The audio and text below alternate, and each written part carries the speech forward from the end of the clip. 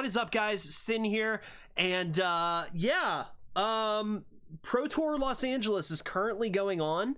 I know I've been MIA for a little while. I've been working on a lot of things in relation to the Flesh and Blood Summer Camp that Greentree Sports Cards and the Realm Games are going to be putting on in August. I'm actually like doing marketing media stuff and like working the event.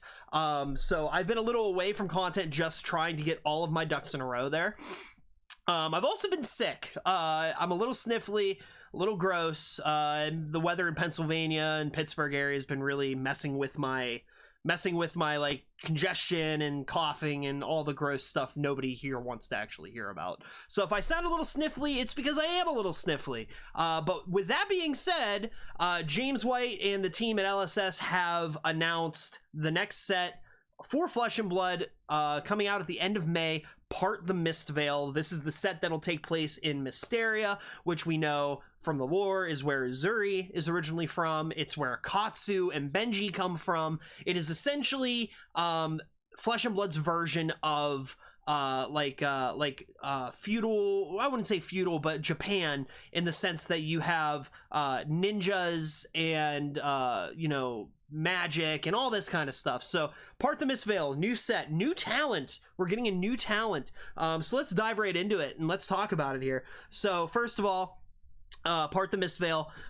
For 10,000 years, our ancestors have walked the path well traveled. Like the tiger stalking its prey, they have waited. Like the snake hiding in the murky water, they have waited. Like the waning faces of the moon, they have waited. Until now, the truth lies beyond the mist. Okay, so I predicted when they first put this little bit out, my first thought was tigers are going to be for ninjas and crouching tigers, because ninjas can make crouching tiger tokens, which are these like tokens that just attack for 0 unless you have something to buff it.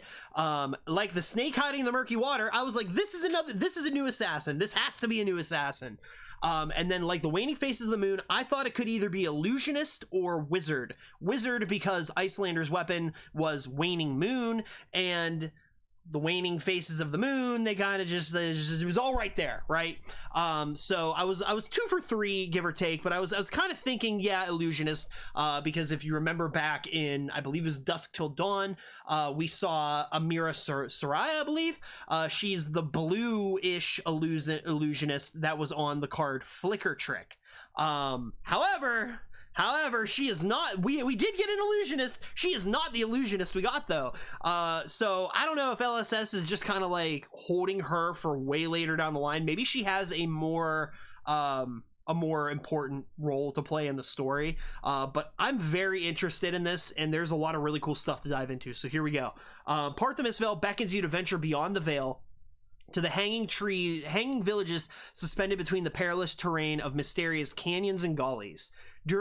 Discover the secrets of a land steeped in mystique, where tradition, desire, and purpose will reshape your mind, body, and soul. This comes out on May 31st, and it's going to reveal a new talent that is intrinsic to the heroes from Mysteria. It is called Mystic. So what is Mystic? We don't quite exactly know what that entails, but you'll see it on the heroes here shortly. There's a new mechanic, resource mechanic called Chi, and it's going to introduce this with the Mystic talent. And this is kind of just like the teaser that they put out a couple weeks ago, ahead of Pro Tour LA.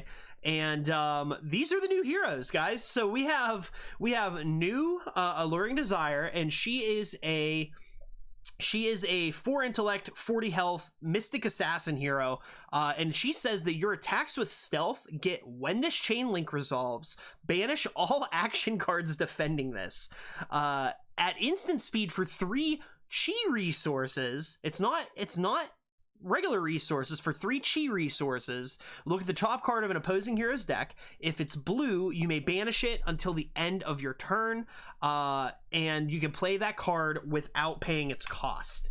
That's pretty wild, actually. There's a lot of really interesting and cool things you could do with that. Against Guardian, a lot of the Guardian blues are very large attacks with relevant on hits, so you could play a stealth card. If you could play a stealth card and then like Razor Reflex over top of it to give whatever it is go again, and it hits. It banishes all action cards defending this chain.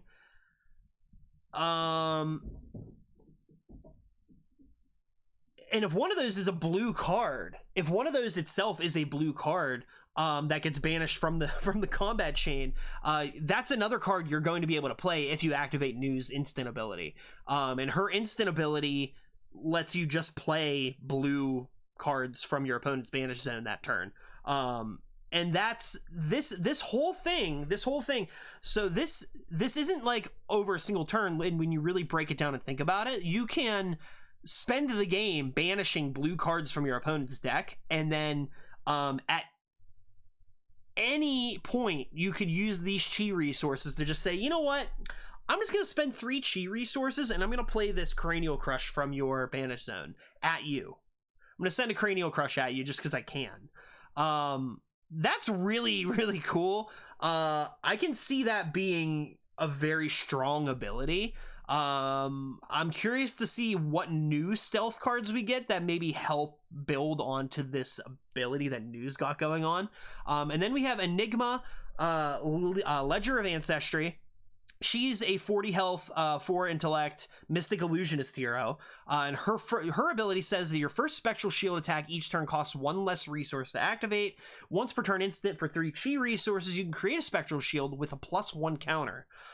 So there's interesting things you could do with this. You could run it with the Iris of Reality. You could run it with the Iris of Reality if you want, and it's your Spectral Shields, especially the ones that Enigma herself creates, are 2 resources for, I believe it's 5 go again at that point.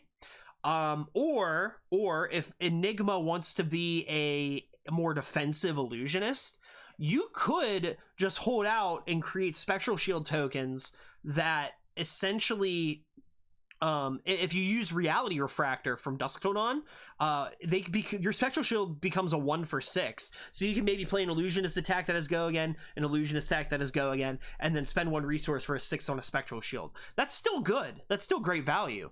But there's another bit that states that her whole ability her whole playstyle is holding out long enough for her to reach her true form, which leads me to personally believe she is going to be the hero that gets a demi-hero in the set, similar to Levia or Teklovasan. So we'll have to see how that pans out, but she looks pretty cool. And then Zen looks dope. Okay. I've in the past, I played a little bit of Katsu. Wasn't really a huge fan of Katsu. I know there's a lot of Katsu lovers out there. I played some Benji and Blitz at one point throughout my Flesh and Blood career, the past 3 years of me playing the game.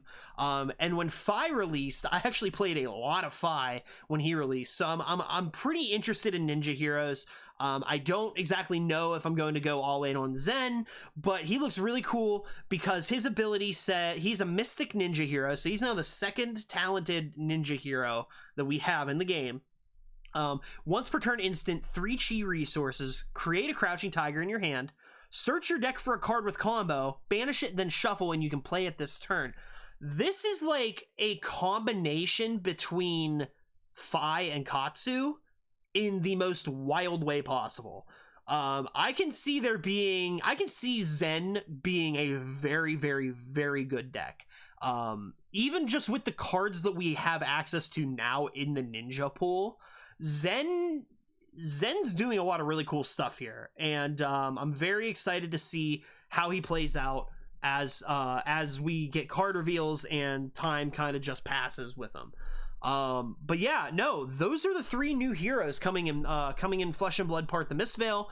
A lot of other great announcements came out from Pro Tour LA. We have a Blitz collection box, which comes with all 3 Blitz decks for the Part the Mistveil heroes, a playmat, and 3 booster packs. If you are a Magic the Gathering player, you might be more familiar with like the fat packs or whatever you want to call them, or the like booster pack kind of things. But yeah, that's pretty much it. We got a lot of stuff like that going on. That's coming out. The KO Armory deck is coming out. That comes out Friday. I think it's like the first or second Friday of May.